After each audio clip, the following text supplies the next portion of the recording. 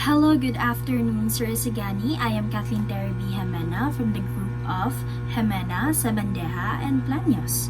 So, for today's discussion, I am going to discuss about the agrarian reform efforts under Marcos. So, before we proceed to the topic, let us know our former President Ferdinand E. Marcos Sr. So, Ferdinand E. Marcos Sr. was born on September 11, 1917, and he died on September 28, 1981, at the age of 72. So, he was a politician and a lawyer.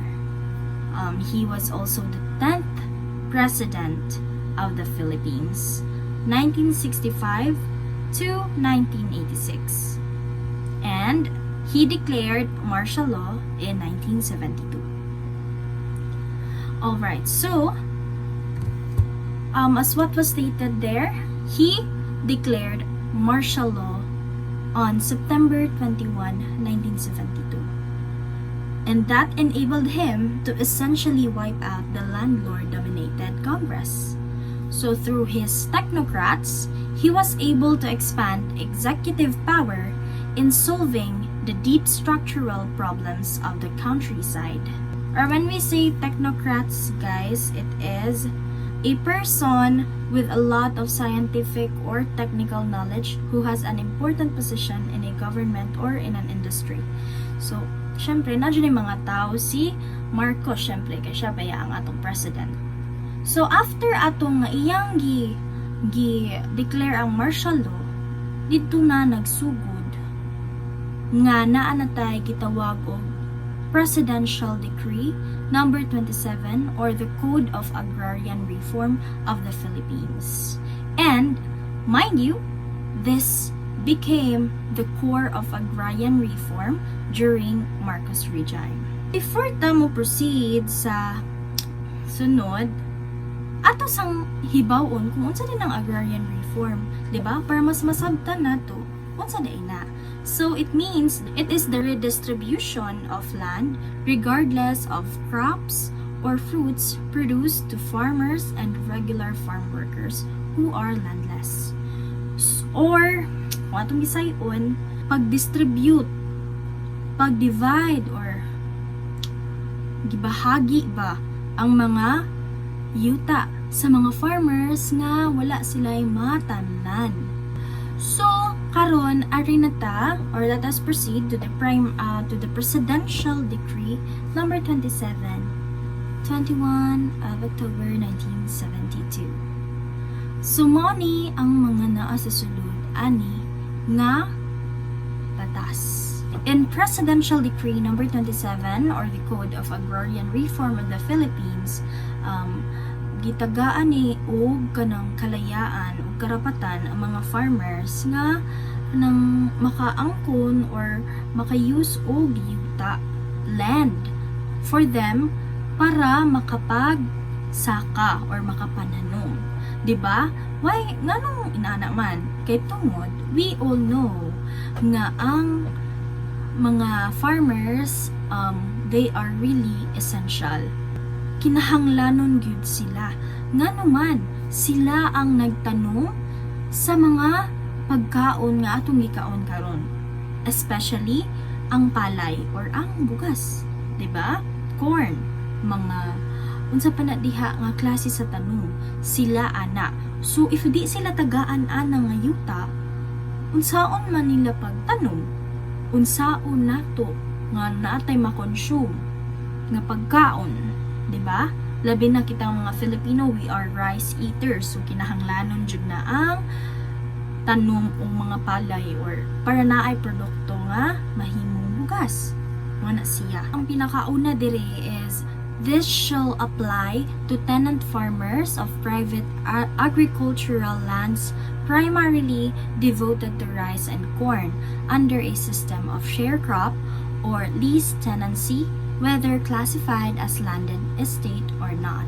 Okay, so The tenant farmer, whether in land classified as landed estate or not, shall be deemed owner of a portion constituting a family-sized farm of 5 hectares if not irrigated and 3 hectares if irrigated. So, makakuha daw ang usa ka tenant farmer og land og 5 hectares lang if dili irrigated ang iyahang lugar or ang yuta. When we say dili irrigated, walay kaagian or walay canals or kanang daluyanan sa tubig ba kay di ba when we plant rice naman jud na siya tubig, di ba, sa palay, so mo na siya. If not irrigated, 5 hectares, but if it's irrigated, it will become 3 hectares ang maon sa isa ka tenant farmer. Next is, in all cases, the landowner may retain an area of not more than 7 hectares if such landowner is cultivating such area or will now cultivate it. So, sa tanang daw nga cases, dapat daw ang isa ka tenant farmer is dili malapas og 7 hectares ang ilang makuha or maown. Gidivide na maguna siya sa kadaghan og farmers sa Philippines, diba? Gidivide na siya. So, if maglapaw imuha, naa niya dili makadawat or naa niya dili maka benefit ani nga batas, di ba? So para equal, para daghan ang maka-benefit, makapahimos, mo na siya nga dapat dili siya malapas og 7 hectares. Okay, so for the purpose of determining the cost of the land to be transferred to the tenant farmer pursuant to this decree, the value of the land shall be equivalent to 2 or 1/2 times the average harvest of 3 normal crop years immediately preceding the promulgation of this decree. So, the total cost of the land or ang total cost sa land ba, kung pila dyan na land, including the interest at the rate of 6% per annum, shall be paid by the tenant in 15 years. O 15 years or 15 equal annum amortization. So, kuyawa no, bayran nila ang yuta. 15 years. Napagid siya interest rate. So, even though, yes, they want to help the farmers, nagyapon siya lisod na part kay ang farmers, dili ba inana kayo kadako ang ilahang mabawi na kwarta, no? Then, dako pa kay sila og bayranan. Diba? So, in case of default, the amortization due to shall be paid by the farmers cooperative in which the defaulting tenant farmer is a member, with the cooperative having a right of recourse against him. So, sa diri na part, wala day titulo nga ihatag ang gobyerno sa mga tenant farmers kung dili sila ma-member sa recognized farmers cooperative. So, dapat magpa-member gid sila para na sila titulo sa yuta. Kaya diba, usapod sa makapaprove nga atuan ning yuta is ang titulo. So, if walay titulo, nagbayad ka, walay titulo, there is a possibility nga maisahan ka. Mura na siya og resibo. When you buy something, need mo resibo.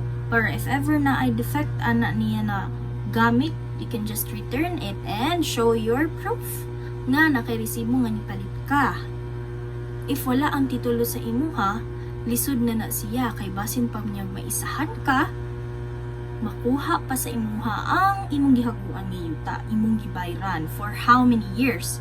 Like what was said earlier, 15 years nga binayaray with its interest. So, medyo bugat yun siya sa bulsa. So, the title to land acquired pursuant to this decree or the land reform program of the government shall not be transferable except by hereditary succession or to the government in accordance with the provisions of this decree, the Code of Agrarian Reform, and other existing laws and regulation. So sa giingon diri, ang title daw or ang titulo sa yuta dili na siya pwede mapasa sa bisan kinsa except kung hereditary or kaliwat or sa government in accordance with provisions of this decree. Then the Department of Agrarian Reform through its secretary is hereby empowered to promulgate rules and regulation for the implementation of this decree. So now let us proceed to the Operation Land Transfer.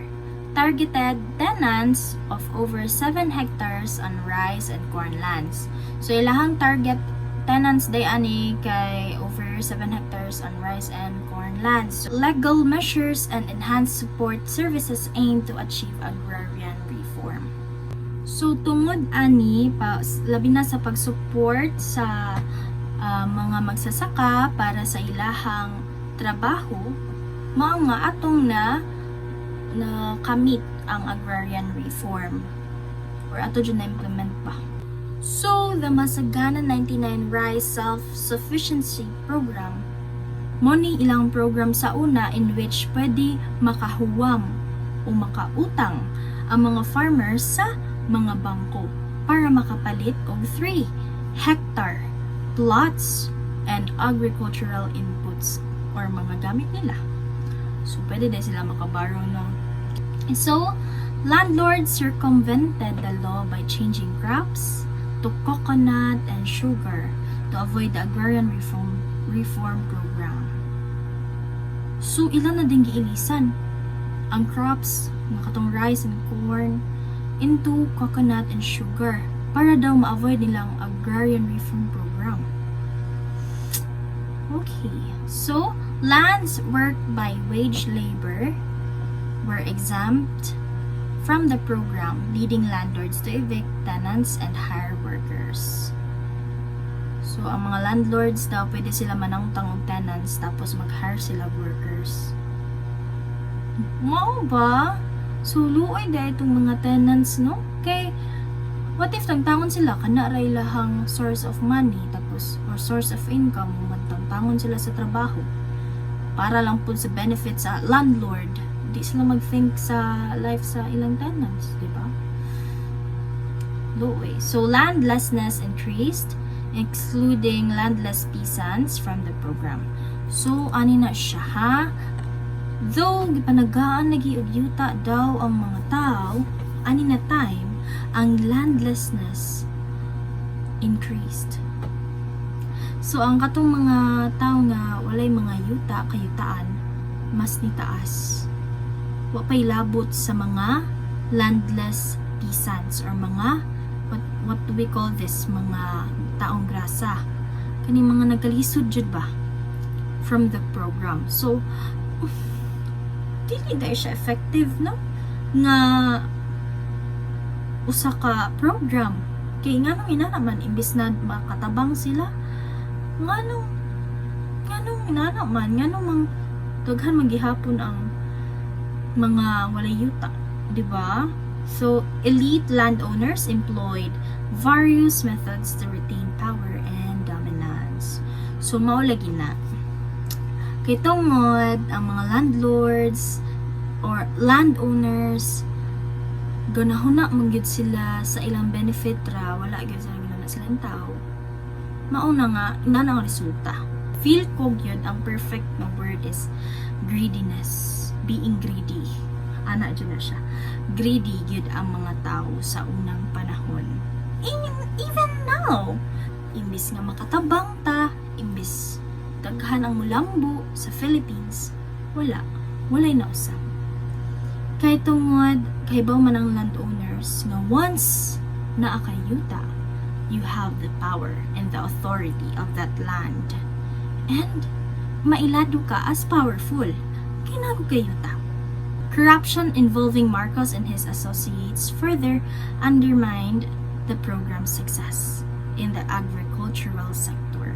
Kay corrupt man, wala yung nahitabo nga maayo or failed ang ilahang program nga gitatag that time. Mano siya. Now let us proceed to the next topic, which will be discussed by Ms. Sabandeja, the post-1986 Agrarian Reform. Hi sir, I'm Sabandeja Mary Grace and I'm going to tackle about the post-1986 Agrarian Reform. So first, what is Agrarian Reform? Agrarian Reform is the distribution of land regardless of crops or fruits produced to farmers and regulated farm workers who are landless, to include the totality of factors and support services designed to lift the economic status of the beneficiaries and all other arrangements. Alternative to the physical redistribution of land such as profit, labor administration, and the distribution of stocks, which will allow beneficiaries to receive a shares of fruits of the land. In short, agrarian reform is the distribution of lands to mga farmers nga walay yuta. Corazon Aquino successfully threw Marcos sa iyang position which is a president, and Aquino was the first president nga babae sa Philippines. And Aquino envisioned her administration ay mag-center sa regulation of panlipunan, pero it wasn't easy because of her family's background. Her family was wealthy and involved sa Hacienda Luisita massacre. Kay instead of ihatag ang land to the farmers, ilahang gipangpatay. But because kay iyang family was wealthy, ang farmers lisod gani para nila file og case or kaso. July 22, 1987, Aquino issued Presidential Proclamation 131 and Executive Order of 229, which outlined her land reform program. In 1988, the Congress passed Republic Act number 6657, or the Comprehensive Agrarian Reform Law, or CARL, which introduced the program with the same name, Comprehensive Agrarian Reform Program, or CARP. It enabled the redistribution of agriculture lands to tenant farmers from landowners who were paid in exchange by the government through just compensation, and allowed them to retain not more than 5 hectares. Corporate landowners were, however, allowed under law to voluntarily divest a proportion of their capital stock, equity, or participation in favor of their workers or other qualified beneficiaries instead of turning over their land to the government. On July 22, 1987, Corazon Aquino nagpagawas og Proclamation 131 and Executive Order 229. And da siya giusab and napod siya giad, etc. And even some of the Congress approved, such as the CARP and the CARL. And also, tenants, farmers, or the landowners were paid in exchange by the government through compensation, and allowed them to retain not more than 5 hectares. Also, the corporate landowners were also allowed under law to voluntarily divest a proportion of their capital stocks para sa ilang workers or qualified beneficiaries instead of turning over the land sa government. CARP was limited because it accomplished very little. During the administration of Aquino, it only accomplished 22.5% of land distribution in 6 years, owing to the fact that Congress, dominated by the landed elite, was unwilling to fund the high compensation cost of the program. CARP was limited because gamay ra ang nabuhat sa administration ni Aquino kay tungod 22.5% ra ang ilang na-achieve within 6 years. It is because the Congress are unwilling to pundo og taas sa compensation, and also Aquino was pressured by her relatives by allowing stocks redistribution option, and also Hacienda Luisita kay giusab into corporation and distribution or distributed stocks for the farmers.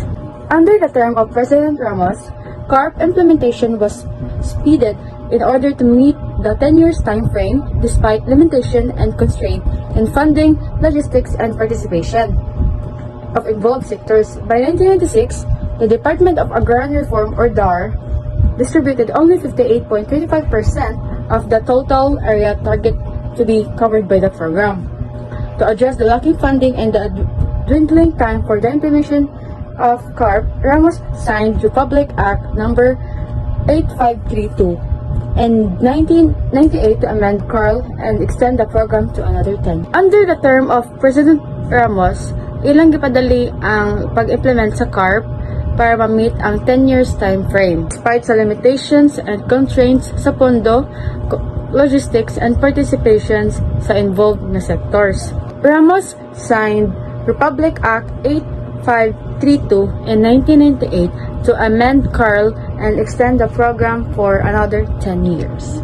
That's all for my report, sir. Thank you. Good day everyone, I am Ma Antonius and I will be discussing about copper and the future of agrarian reforms in the Philippines. So before anything else, let's know what is copper. So copper is the Comprehensive Agrarian Reform Program extension with reforms, or more commonly known as CARP. It is an agrarian reform law of the Philippines whose legal basis is the Public Act number 6657, otherwise known as the Comprehensive Agrarian Reform Law. So it is a Philippine state policy that ensures and promotes welfare of landless farmers and farm workers, as well as elevation of social justice and equity among rural areas. So CARP was established by the Comprehensive Agrarian Reform Law of 1988. So it is an instituting a comprehensive agrarian reform program to promote social justice and industrialization, providing the mechanism of its implementation and for other purposes.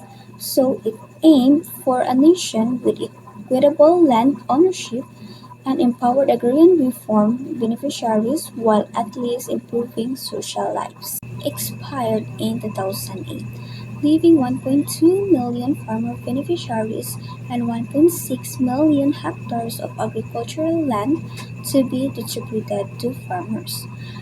CARP aimed to distribute land to farmers in the Philippines. However, the original deadline of 2008 left 1.2 million farmers and 1.6 million hectares of land undistributed. A common misconception is that it is CARP, the program that will expire in June 2008. However, the Department of Justice opinion already long established that CARP is a continuing program and does not end until its original scope and mandate has been completed. Part of that scope and mandate it is lead target, which by far still has a backlog of 1.3 million hectares. So, in 2009, President Arroyo signed Republic Act number 9700, or the CARPER, the amendatory law that extended the deadline to 5 more years. So technically and legally, what will expire in June 2008 is not CARP but funding for the program.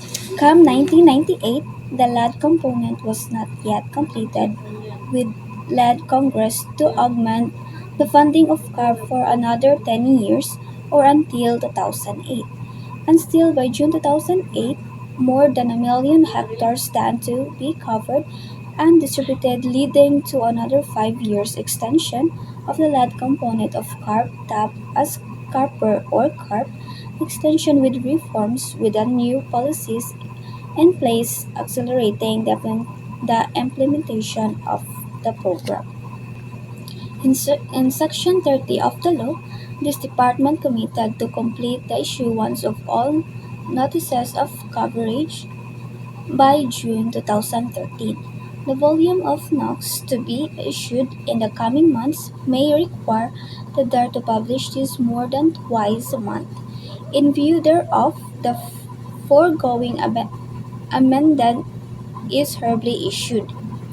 The DAR shall continue to issue notices of coverage and accept voluntary offers to sell by landowners of agricultural lands covered by Republic Act number 6657 as amended, which 2 years from the effectivity of this act, involving the implementation of the provision of CARP as amended, which may refrain pending on June 30, 2014, shall be allowed to proceed to its finality and be executed even beyond such date. So, from 2009 to 2014, the law extended through CARP extension with reforms until 2014, distributing 1 million hectares to 900,000 farmers, but leaving 500,000 hectares remaining. The Department of Agrarian Reform and the Department of Environment and Natural Resources are the government agencies mandated to fulfill CARP and CARPER, but even their combined efforts and resources have proved incapable of fully achieving the goals of agrarian reform in the Philippines. It is due to land amount retention limits of landowners were high. In recent years, population growth and degradation of productive land has led to growth has led to increased stress and tension between smallholder farmers, rigged by landlords, and the state. The same problem has plagued its implementation. The powerful landed elite and the ineffectual bureaucracy of the Philippines government. Harper was not a perfect agrarian reform law. If what is meant by perfect, it is a law that would redistribute land with no or title compensation to landlords. Yet it was a powerful law that even some left-wing skeptics acknowledge as having tough provisions. An effectual bureaucracy, the strategy tragedy of Carper was that it was a powerful mechanism in the hands of ineffectual bureaucracy led by an irresolute and timid agency head. The measure of Dorr's failure is that, as admitted by Secretary of Agrarian Reform Virgilio de los Rios, by the time of Carper mandated deadline for land acquisition and distribution of June 30, 2014. Over 550,000 hectares of carpable land, mainly private land, will remain undistributed.